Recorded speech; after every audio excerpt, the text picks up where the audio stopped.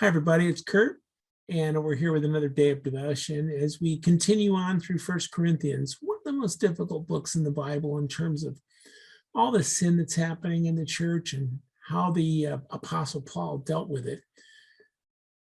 And today's devotion is about marriage. And I titled it, Marriage Isn't Temporary. And I think we all know divorced people, and sometimes they're us. You know, speaking of Christians, divorce and remarriage is just kind of forbidden in this passage. You can look it up. It's in 1 Corinthians 7, verses 10 and 11. We'll read it in just a second. This doesn't speak of marriages between Christians and non-Christians. There's another place where that's dealt with. And this fact that divorce and remarriage are forbidden seems harsh. But the teaching's pretty clear. Stay together or come apart and don't get with anybody else. Listen to the passage. 1 Corinthians 7, 10 and 11 says this, but for those who are married, I have a command that comes not from me, but from the Lord. He had been talking about kind of what he thought was a good idea previously in some of the earlier passages about not being married at all. He says, for those who are married, I have a command that comes not from me, but from the Lord. A wife must not leave her husband, but if she does leave him, let her remain single or else be reconciled to him.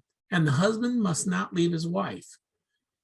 And I think you can certainly apply the fact that if he does leave her, let him remain single or else be reconciled to her. I think you can add that. I think that's clearly there, even though it's not in the text. So how about all the people we know that are believers that have divorced and remarried? Are they going to hell? I think the answer is they sinned. It's certainly a sin. But sin isn't ranked in the Bible, you see.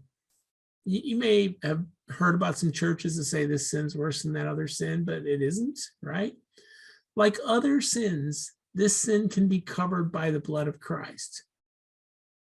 But like other sins, like everything you do everything you can do.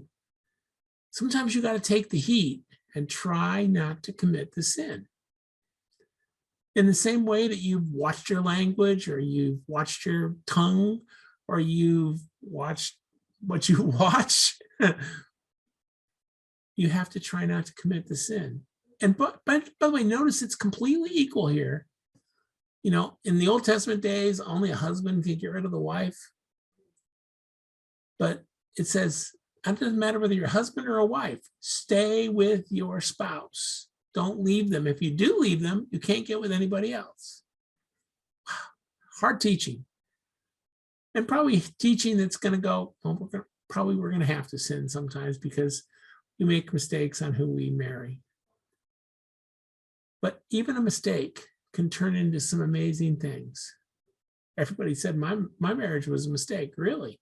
They didn't say it to me. They said it to my wife. Turned out all right. Sometimes it does. And, you know, it wasn't without work. It wasn't without making the choices. It wasn't without taking the heat. Father, we thank you so much. We're thankful that you love us, and we're thankful that you take care of us.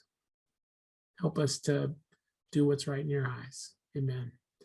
I do want to read our verse that we've kind of been using as our guidepost through this, and that's 1 Corinthians 2, 1 and 2, which says, when I first came to you, dear brothers and sisters, I didn't use lofty words or impressive wisdom to tell you God's secret plan. I decided while I was with you, I'd forget everything except Jesus Christ, the one who is crucified. Marriage, man. In this passage, this is hard stuff. It's hard.